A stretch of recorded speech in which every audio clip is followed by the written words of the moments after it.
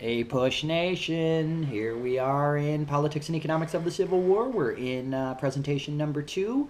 We are beginning on slide 32. We're going to look at the strengths and weaknesses of the two sides here before we really get into some of the politics, some of the diplomacy, some of the back and forth between both sides. Okay, South first. Alrighty, Confederacy. The CSA, the Confederate States of America. What do they got going for them? What advantages do they have? Well, one, they're going to fight a defensive war. Look, they don't have to go up and defeat the North. They're trying to break away from the North. It's the North that's going to have to come down there and force them to come back. Alrighty, they're fighting a defensive war. Alrighty, we always know defensive wars are easier. All right, you're just defending or holding your ground. They didn't need to win the war outright. They just needed to stalemate. Alrighty, they just needed to cause as much damage for the North to convince the Northern public, hey, it's not worth it. Just let the Southerners go. We're better off by ourselves, anyways. Alrighty, they didn't need as many troops. That's good because they're seriously outnumbered in terms of total population. Remember, it's the Union that's got to bring their armies down there, conquer the territory, occupy it, and then figure out a way to bring these folks back into the nation. Remember, these folks did not want to. Alrighty. And many Southerners felt like they were fighting for the better moral cause until Lincoln makes the war about slavery in 1862. 1862-63. Then, the Southerners kind of felt like they had the higher moral cause. We're fighting for our way of life. We're fighting to protect ourselves. We're protecting our children, our women from these outsiders, from these foreigners who are trying to destroy our life. We want to choose for ourselves, Southerners said, how to live. And these folks are trying to use force against us to stop. Alrighty, here's another huge advantage, maybe one of the biggest. The Confederacy was loaded with amazing military officers. Folks, I would consider him to be the greatest military leader in our history. His name was Robert E. Lee. He was the commanding officer. He was the general of the South. In fact, here's interesting. He didn't support slavery. He actually spoke against secession. When the South broke away, Lincoln actually offered him the command of all Union armies because he thought so highly of him. Lee basically said, look, I cannot turn against my home state. I can't lead troops against my fellow Virginians. He turned it down. He resigned. He went back to the South. Eventually, he becomes the leader of their military instead. Alrighty. He was a master, genius strategist and tactician. Oftentimes, he would have an army that might be half the size or 1/3 the size of the Union Army, and he would still manage to run circles around them and achieve victories. Alrighty, for much of the war, the only reason the Southerners are able to keep on going is because of the amazing ability of their leaders who get the most out of their troops and keep the fight going on. Alrighty. Lee's right-hand man is a guy named Stonewall Jackson. He was, again, considered to be one of the most skilled generals in American history. Again, he fights for the South. He's killed right prior to the key battle, Gettysburg. A lot of folks wonder maybe it would have been different if he had survived prior to those big battles. Alrighty. Folks, while Lee and Stonewall Jackson are just achieving these amazing successes in the first few years of the war, the Union generals in the East that are going up against them are inept. All right, Lincoln is constantly replacing these generals, trying to find one that can stand up to these Southerners.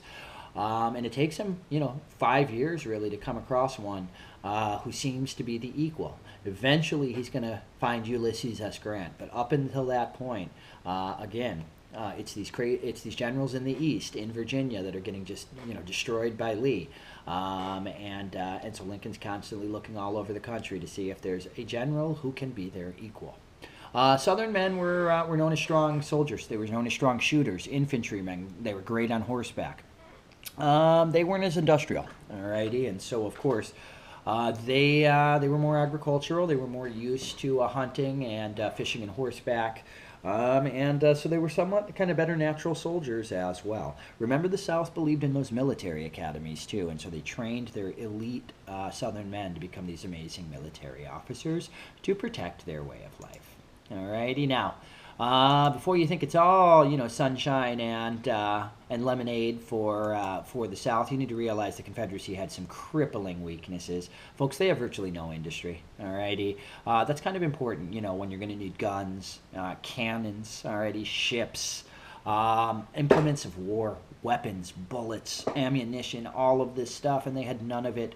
They had one gun factory, for instance, in the entire South already when the war broke out. They were constantly short of shoes, uniforms, blankets, clothing, weapons, ammunition. Folks, and you saw the Union Army, they would show up in these glorious dark blue uniforms with light blue pants. They were all perfect and matching in perfect order. You looked at the Southern Army, they were made up of all this mishmash of gray and butternut clothing and tan. Some of them wore Union clothing because they didn't have any of their own Union uniforms. And this ragtag group, many of them didn't have shoes, would routinely run circles and destroy Union armies they came up against. Alrighty? It was like one of those things where you looked at the two armies, you expected there to be one result, and every time it seemed like it was the opposite because of those amazing generals. Alrighty? The Southern railroads, remember, they had about 1/4 of the railroads. The North had 3/4. Look, railroads are going to be key. They're going to start to be used for the first time. They're going to get troops, weapons, ammunition, supplies to places where they need to be. They're going to really impact the war in a major, major way. The South's railroads are destroyed. They're cut. Alrighty, they don't have the industry to rebuild railroad tracks. So when they're destroyed, a lot of times they were destroyed for good. The North has tons of it. Southerners would come up. They might destroy a railroad at certain parts. The North would simply rebuild it and be back to functioning again. Alrighty. One last thing. The Southerners knew they had to get support from a European nation. It was the only way they were going to win. They could only hold out for so long. They never do. All right, that's going to be one of their crippling defeats as well. All righty. So our first question is, why? How could the South have won? Maybe if more of the border states had gone with them. It's conceivable that might have happened if they could somehow convince other states to join with them, particularly the border states. In the 1864 election, they had a chance of winning because there was a candidate who basically said, "Hey, if I win the election, I'm going to make peace with the South." Alrighty, so politically they were close. If Lincoln had been defeated in the 1864 election, there might have been a peace deal. Alrighty, and the other way was, again, they needed to have England and France. They never did, so it didn't really matter in the long run. Alrighty, now, northern advantages. Slide number 38. Guys, population, numbers. They had 22 million people. It was growing every single year with those huge numbers of immigrants. It was growing by almost 1 million people a year. The South had 9 million, so 22 million to 9. And out of those 9 million, 3.5 are slaves. You can't use them. All right, so the South is outnumbered like 22 million to 6 million in terms of total people. All righty. Oftentimes, this meant the armies in the North would outnumber the Southern Army. Again, I told you, Lee was usually outnumbered maybe 3 to 2. All righty, so if the Union had 90,000 men, he'd have 60. In certain instances, again, he was actually outnumbered 3 to 1. In both of those instances, when he was outnumbered, he still won those battles. Alrighty, 20% of the Union Army is foreign-born. Alrighty, including thousands of Irish immigrants who sign up to fight. Alrighty, the Union again had almost all the wealth, almost all the industry. They had almost all the banks, all the shipping, all the the manufacturing. The railroads, easy to repair, easy to fix. They absolutely controlled the sea. The Southerners didn't really have a navy. They had small little boats that they would sometimes try to smuggle cotton out with. But the warships, the warships were dominated by the Union. All right. In fact, they're going to implement a blockade during the war. Originally, it's not very solid, but by the end of the war, it's so solid, nothing is getting out of the South. All righty.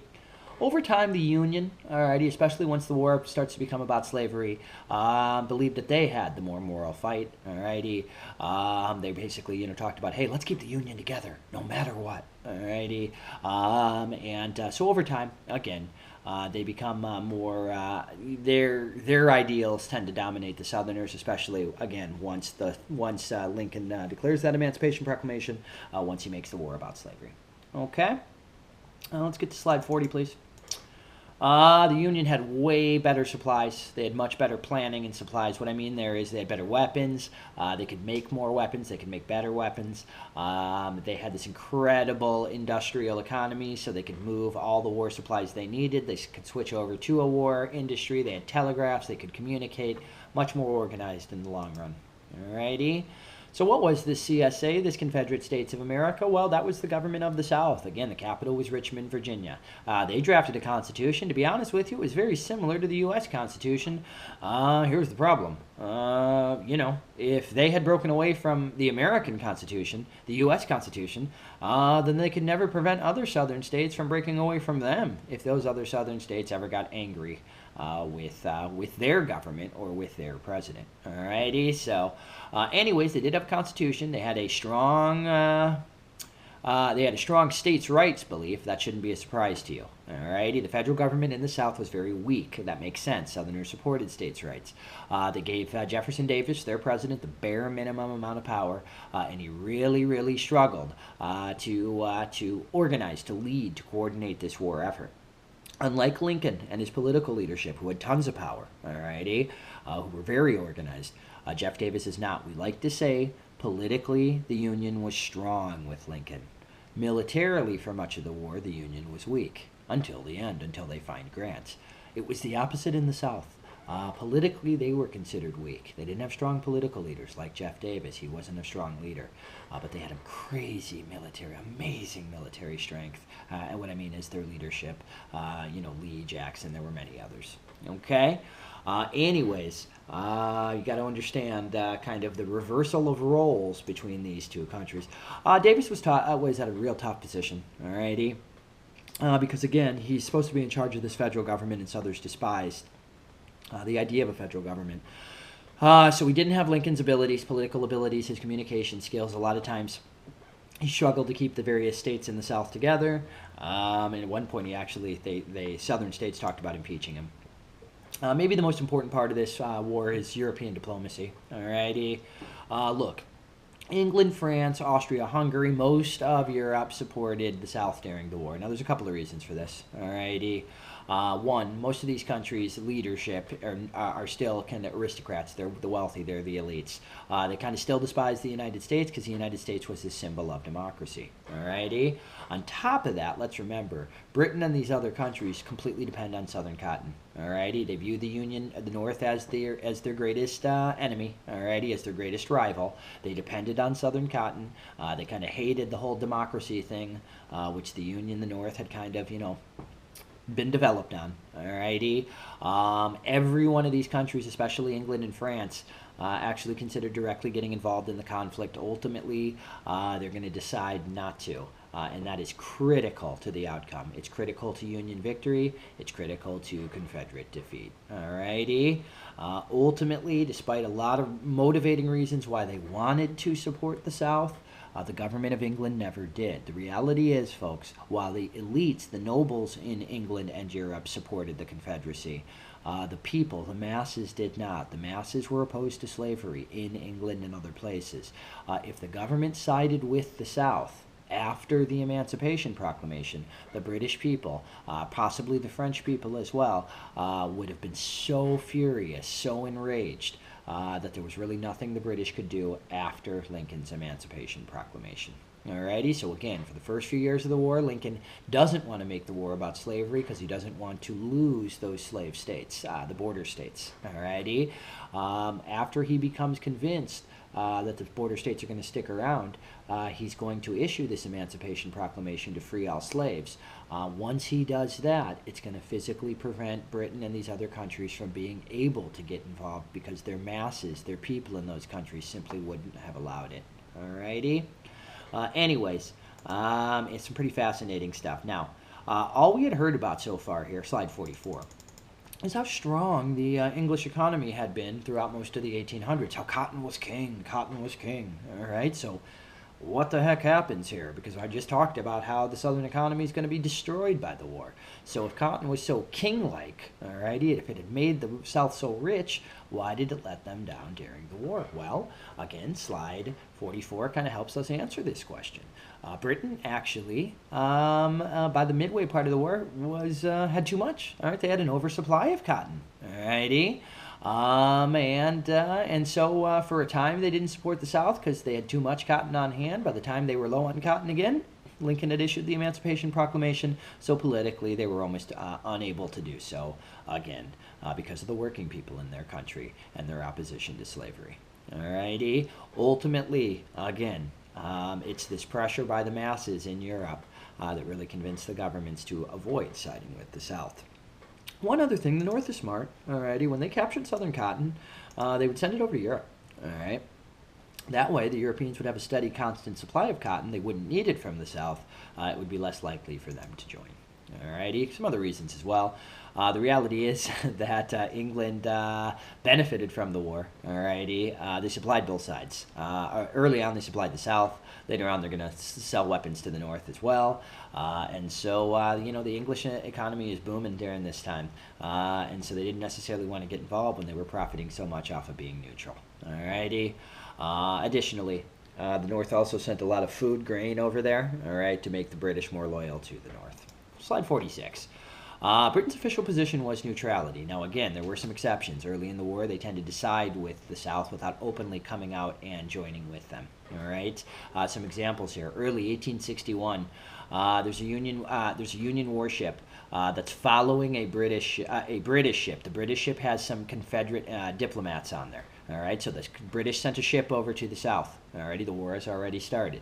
The ship is carrying diplomats. Those diplomats are going to go back to England and they're going to talk about maybe signing some sort of deal, some sort of treaty.